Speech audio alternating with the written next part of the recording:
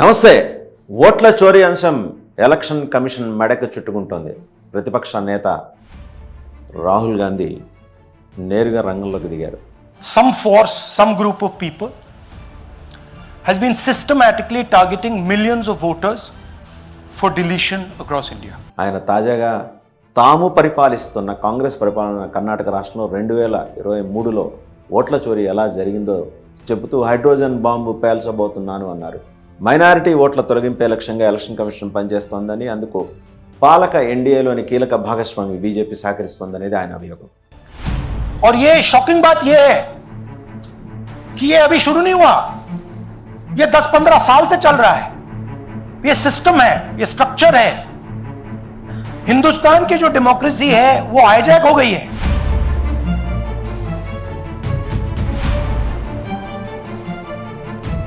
Systematically targeting millions of voters for deletion across India. अब election commission के अंदर से इंफॉर्मेशन आ रही है, ये रुकेगा नहीं.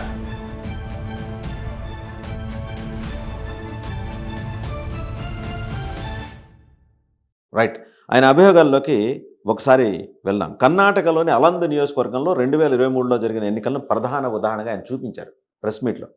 చూపిస్తూ దేశంలో క్రమబద్ధమైన ఓట్ల చోరీ ఎలా జరుగుతోందో ఈ ఆధారం సరిపోదా అని ఎలక్షన్ కమిషన్ ప్రశ్నించారు. సాఫ్ట్వేర్ తారుమారు చేయటం, నకిలీ దరఖాస్తుల ద్వారా ఓటర్ల జాబితా నుంచి పేర్లను తొలగించడం అనేది ఆయన ప్రధానంగా మోపిన అభియోగం. సపోజ్ ఒక బూత్ ఉంటుంది, ఆ బూత్లో నెంబర్ 1 ఓటు ఉంటుంది. ఆ నెంబర్ 1 ఓట్లో ఒక సోమేపల్లి సాంబయ్య, తొట్టెంపుడు రాఘవయ్య ఉన్నారనుకుందాం, ఒక ఓటర్. ఆయన వెళ్ళి దరఖాస్తు చేస్తారు, ఏమని, ఈ నకిలీ ఓటు దీన్ని తీసేయండి అని ఎలక్షన్ కమిషన్ చెబుతోంది. తీరా మోసి ఆ సోమేపల్లి సాంబయ్యో తొట్టెంపుడు రాఘవయ్యనో విచారిస్తే అసలు మేము అలాంటి అప్లికేషన్ ఇవ్వలేదు, అందులో ఉన్న ఫోన్ నెంబర్ మాది కాదు అని. మరి ఫోన్ నెంబర్ ఎవరిది, అక్కడ లాగిన్ ఎవరయ్యారు, అండ్ అక్కడికి ఐపీ అడ్రస్ ఏంటి, ఇవన్నీ వీటికి సంబంధించి కర్ణాటక ప్రభుత్వం సిఐడి ద్వారా ఎలక్షన్ కమిషన్ అడిగించింది. Election commission we have received application అని చెప్పి ఎక్నాలెడ్జ్ చేసింది, కానీ దర్యాప్తు వివరాలు ఇవ్వాల కేంద్ర ఎలక్షన్ కమిషన్. ఇది పట్టుకున్నారు రాహుల్ గాంధీ గారు. ఈ మధ్య ఆయన కొంచెం చురుగ్గా పనిచేస్తున్నారు, ప్రజల్లోకి వెళ్తున్నారు, ఆ ఫ్యూడల్ భావజాలం నుంచి బయటకు వచ్చి ప్రజల్లోకి వెళ్తున్నారు, ప్రజలతో మమేకం అవుతున్నారు. పట్టుకొని ఎవరో 2-3 తీసుకొచ్చి అక్కడ ఉదాహరణలన్నీ చూపించారు. కర్ణాటక, మహారాష్ట్రలో ఓట్ల చోరీ, అదే ఆయన ప్రధానంగా ప్రస్తావన చేసింది. Mobile numbers from outside Karnataka, from different states, and you can see on the map, from different states were used to delete numbers in Aland, and it was done targeting Congress voters. So this was not random. We will show you again that these deletions were specifically targeting booths where the Congress party was winning. మహారాష్ట్రలో parliament ఎన్నికలైన తర్వాత, assembly ఎన్నికల ముందు 1 కోటి మంది ఓటర్లు వచ్చి చేరిపోయారు హఠాత్తుగా. Election commission దీనికి సమానం చెప్పమంటే నీళ్లు నమ్ముతుంది. ఒక్కొక్క అసెంబ్లీ సెగ్మెంట్కి 27 నుంచి 30,000 మంది మధ్య. బీహార్కి వద్దాం. బీహార్ది సరే, ఎలాగో అక్టోబర్ 7వ తారీఖు సుప్రీంకోర్టు ఫైనల్ తుది విచారణ చెప్పింది. ఎలక్షన్ కమిషన్ వార్న్ చేసింది, రాజ్యాంగబద్ధంగా మీరు వ్యవహరించని పక్షంలో దీన్ని చాలా సీరియస్గా తీసుకుంటాం. మేము ఇచ్చే నిర్దేశకాలు, మార్గదర్శకాలు అన్ని రాష్ట్రాలకి వర్తిస్తాయి, ఇది కేవలం బీహార్కే వర్తించదు. ఇప్పుడు ఉలిక్కిపడే రాష్ట్రాలు ఏంటి, తెలుగు రాష్ట్రాలు. అండ్ హఠాత్తుగా సుప్రీంకోర్టు ఇన్వాల్వ్ అయిన తర్వాత, ఈ ఓట్ల చోరీకి సంబంధించిన వ్యవహారం బయటకు వచ్చిన తర్వాత, మొత్తం 5 రాష్ట్రాలకు సంబంధించిన ఎలక్షన్ డేటాకి సంబంధించి మరి మొత్తం వెబ్సైట్ డౌన్ అయిపోయింది ఎలక్షన్ కమిషన్లో. అందులో మన తెలుగు రాష్ట్రాలు కూడా ఉన్నాయి, పేరు అనవసరం చెప్పడం. సో ఇవన్నీ ఏంటంటే చాలా రకాల సందేహాలు.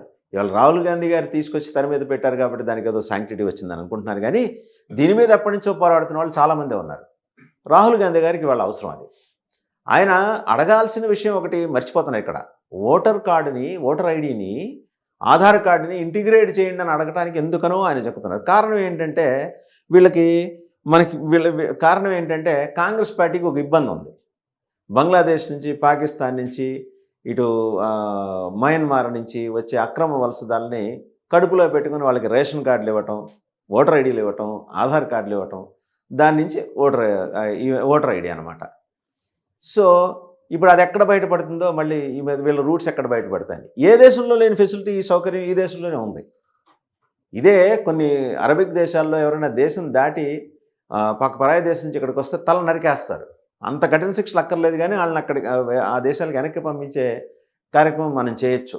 శిక్షలు వేస్తారు, యావజ్జీవకార శిక్షలు ఏమీ లేవు.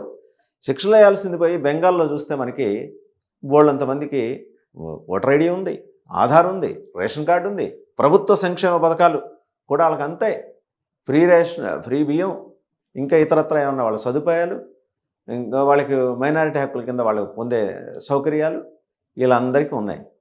ఇది ఎక్కడ ఈ లొసుగు సోదికెళ్తే దొంగతనం బయటపడిందని ఇంకో మాట ఉంది, అది చెప్పకూడదు కాబట్టి దొంగతనం బయటపడిందని ఇవన్నీ బయటకు వస్తాయని కాంగ్రెస్ పార్టీ భయం. ఆ ఒక్క అంశం వదిలేసి ఆ ఒక్కటి మినహా కన్యాదానం అని ఇంకో సామెత ఉంది. ఆ ఒక్క అంశం వదిలేసి మిగిలినవన్నీ మాట్లాడుతుంది కాంగ్రెస్ పార్టీ కానీ వారి అగ్రనాయకుడు రాహుల్ గాంధీ గారు కానీ.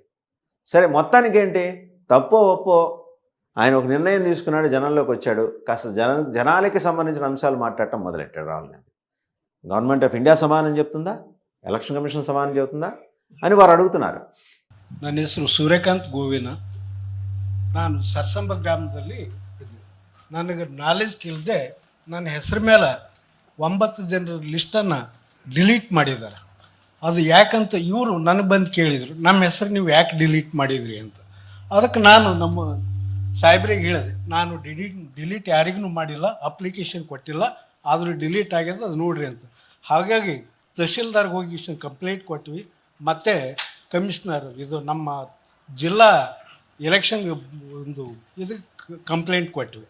ನನ್ನ ಹೆಸರು ಮೇಲೆ 12 ಜನರದು ಡಿಲೀಟ್ ಮಾಡಿದ್ದು ನಿಜ ಇರ್ತದೆ. బీహార్లో 65 లక్షల ఓట్లు ఏమైపోయాయండి? 65 లక్షల ఓట్లు చనిపోయిన వాళ్ళు ఉన్నారంట, కాన్ రాకుండా పోయిన వాళ్ళు ఉన్నారంట, డూప్లికేట్ ఓట్లు ఉన్నాయంట. ఎలక్షన్ కమిషన్ ఇంకో విచిత్రం చేసింది ఢిల్లీలో. అక్కడ ఒక కాంగ్రెస్ అభ్యర్థి ఉన్నాడు, మన ఈ మధ్య ఆయనకి 2 చోట్ల ఓట్లు ఎట్లా ఉన్నాయని ఆయనకి నోటీసులు పంపించింది. ఇచ్చింది ఎవరు? ఆయనకి 2 చోట్ల ఓటర్ ఐడి ఇచ్చింది ఎవరు? ఎలక్షన్ కమిషనే కదా. నోటీస్ ఎవరికి పంపించాలి? ఇచ్చిన ఆఫీసర్కి. తీసుకున్న వాళ్ళకి ఎలా పంపిస్తారు? ఎలక్షన్ కమిషన్ అక్కడ దొరికిపోయింది.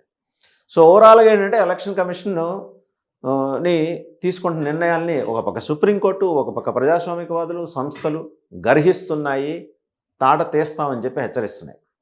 ఎలక్షన్ కమిషన్ ఉక్కిరిబిక్కిరి అవుతుంది. మరి ఎవరి పర్యవేక్షణ? ఒక దశలో ఎలక్షన్ కమిషన్ ఏం మాట్లాడింది? సుప్రీంకోర్టు మీరలాగా స్వతంత్ర ప్రతిపత్తి గల సంస్థ, మేము కూడా అలాగే స్వతంత్ర ప్రతిపత్తి సంస్థ అండి. అంటే స్వతంత్ర ప్రతిపత్తి గల సంస్థ అంటే మన ఇష్టం అనుకున్నది చేసేయచ్చా?